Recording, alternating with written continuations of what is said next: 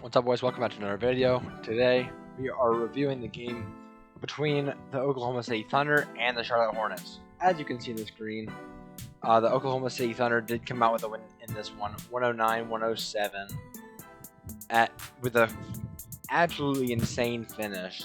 Wild game, which you can see in the video I posted right before this. Go check that out. That was absolutely insane. That was crazy. But anyways, unable to pull out the W again. Very rough third quarter, which we'll get to in a minute. Let's go ahead and go on to team stats. We'll look at field goal percentages. 40% from the Hornets. That's like North UNC basketball. Like let's be real. That is UNC basketball type numbers right there. 45.5 for the Thunder. 3-point percentage a little better. 40.6%. Thunder really struggled from there, especially in the first half. 27.8% for the Thunder. George Hill doesn't miss threes, by the way. We'll get to that in a minute.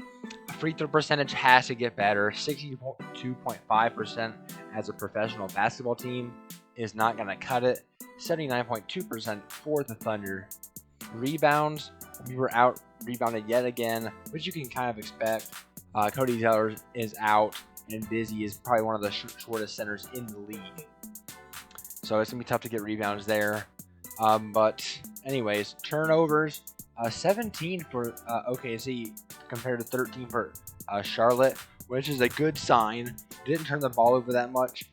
The main problem today is we just couldn't shoot the basketball, especially in the third quarter. The third quarter was especially bad. We could not make anything in that third quarter. But we'll get to that in a minute. Fouls, 21 for OKC and 22 for Charlotte. Pretty balanced there. Large lead, 13 and 11 respectively. So anyways, on to the box score. As you'll see here, we're going to go down to the Hornets to start out with. And my personal player of the game, PJ Washington. Yes, I know Terry Rozier had more points.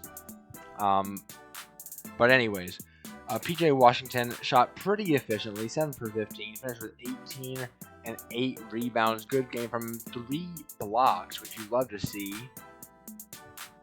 On to Terry Rozier. He finished with 19 points, 2 assists, 3 rebounds, 2 steals, and a block. For a negative 18 plus minus. Definitely do not love to see that. That's rough. That's a really rough number. Anyways, on to Gordon Hayward, who got a lot of minutes today, which he did struggle quite a bit, but he did get a lot of minutes. I expect to see these numbers improve.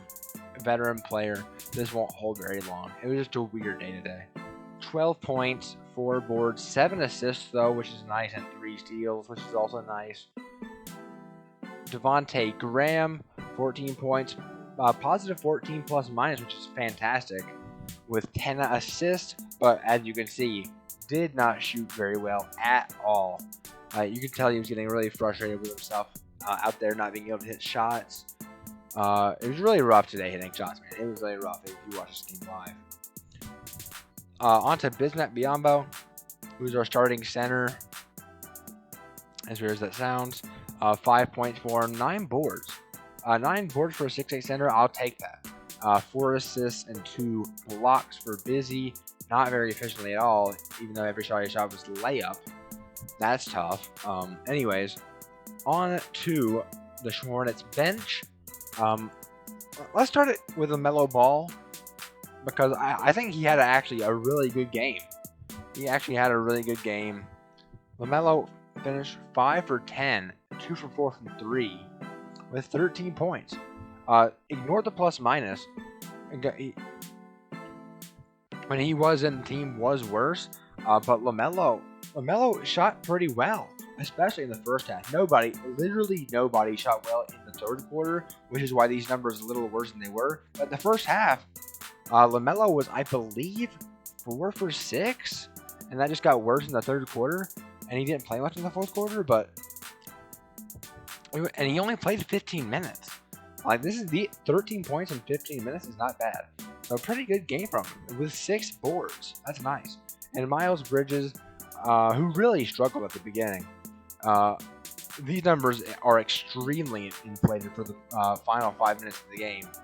But Miles Bridges, he started out, I believe, 1 for 4 or so, and then he hit 4 consecutive threes in clutch time. He finished with 14 and 6 boards and 2 blocks. 4 fouls, though. And then let's go on to the Martin twins, starting with, I believe this one is Caleb Martin. 10 points, 2 steals, and a board.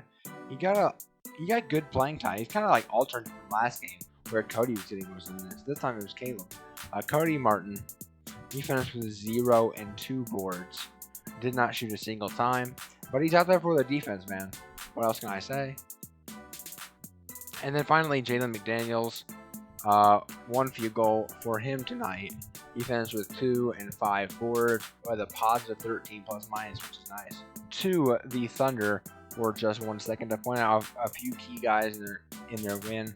Obviously, Shai Gilgeous-Alexander with the game-winning 2-pointer for the win, which you can check out in my latest video from a couple minutes ago.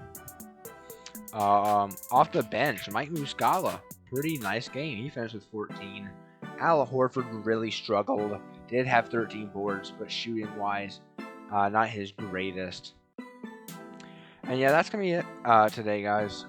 So, takeaways from this game for me personally, rough third quarter. I'm not really sure how to fix that. It's just unfortunate that the shots were not falling in the third quarter. How we performed in the fourth quarter definitely needs to carry over how we play tomorrow against the Nets, because that's going to be a tough challenge for us. And yeah, that's going to be it. So please like, subscribe, comment, turn on the post notification bell, share. Check out my earlier video from just a few minutes ago. And I'll see you guys in the next one. Peace.